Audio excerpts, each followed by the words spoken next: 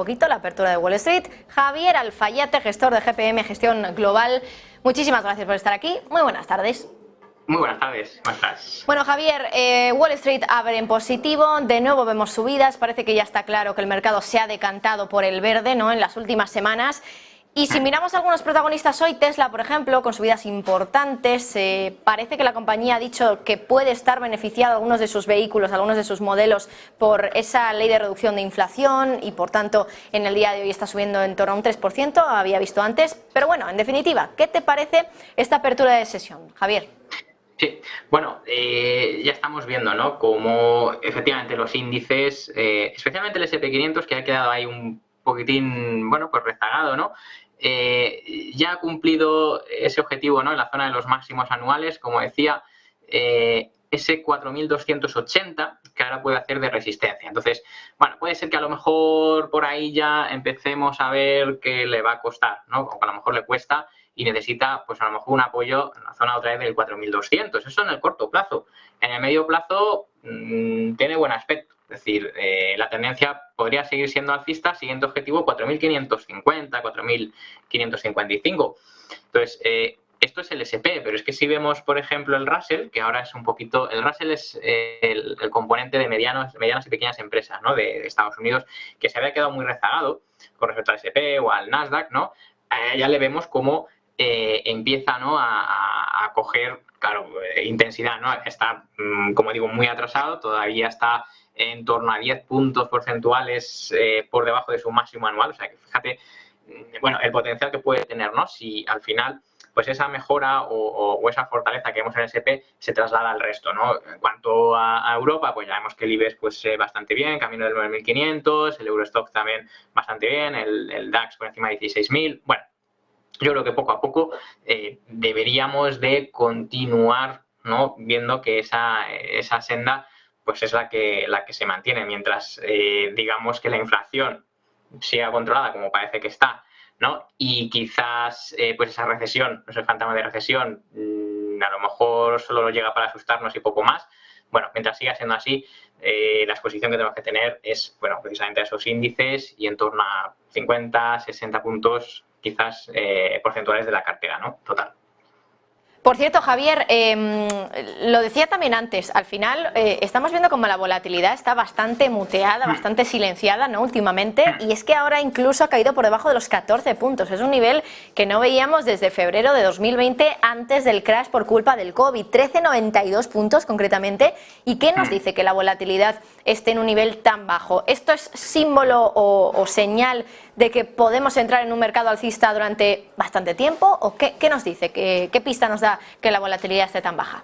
Claro, es un buen síntoma, ¿no? Al final, a ver, la volatilidad viene cuando, bueno, pues vemos ahí bajadas o grandes bajadas también acompañadas de rebotes, ¿no? Entonces, bueno, que esté por debajo, sobre todo en la zona de los, quizás de los 20, bien, los 18 eran también un nivel de soporte importante, pero bueno, yo creo que ya vemos cómo se va acercando a los 14. Efectivamente, decías, ¿no?, 2020, incluso en 2018 vimos niveles de VIX pues como en 11, 12, o sea, es que todavía le puede quedar, ¿no?, y puede tener margen.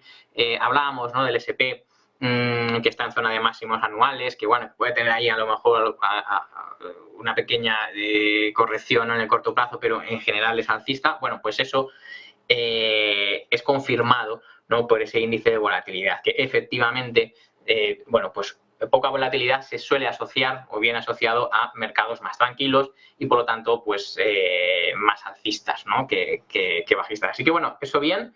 La tendencia, fíjate, del VIX, pues le aplicas una media, en este caso es de 30 semanas, es hacia abajo, ¿vale? Entonces, bueno, eso lo que no quiere decir es que, bueno, en principio las bolsas, por lo tanto, van a seguir siendo alcistas. Hay que vigilar que no pase los 19, la zona de los 19 el VIX, ¿eh? Si lo vuelve a pasar, pues ya entraríamos otra vez en una zona complicada, ¿no?, e inestable.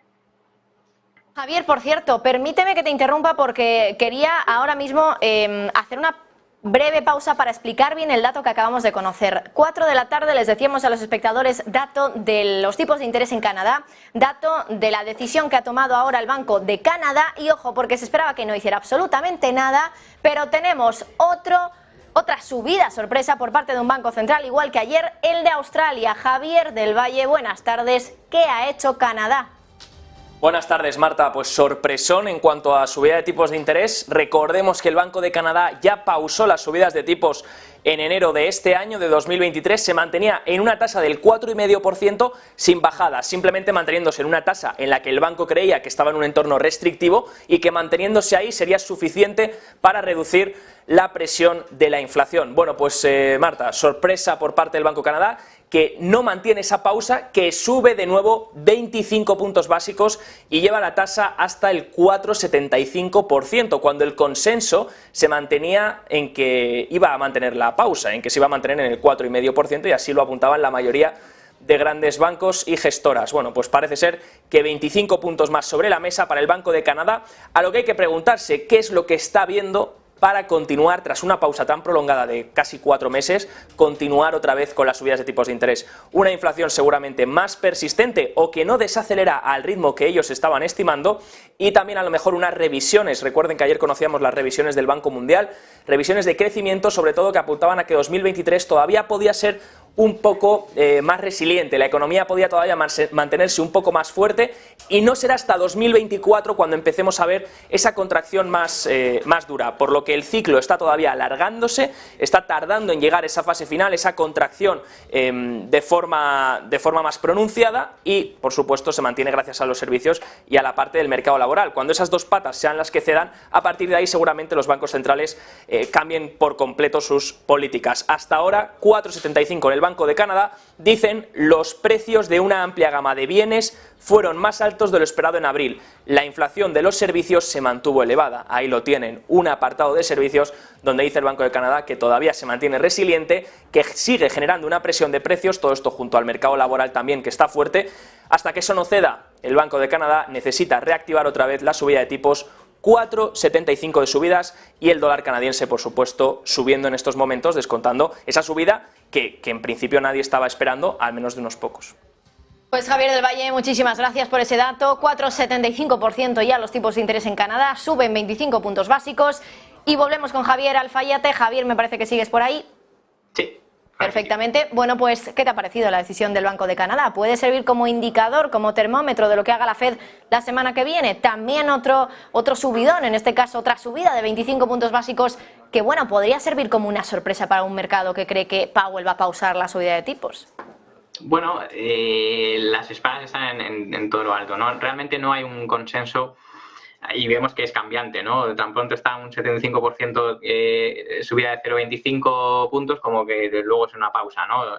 Ese mismo porcentaje. Bueno, el mercado no lo tiene tan claro. Yo creo que la FED sí que lo va a seguir subiendo, ese 0,25. Ya veremos si luego continúa y deja, digamos, el tipo terminal en el 5,50.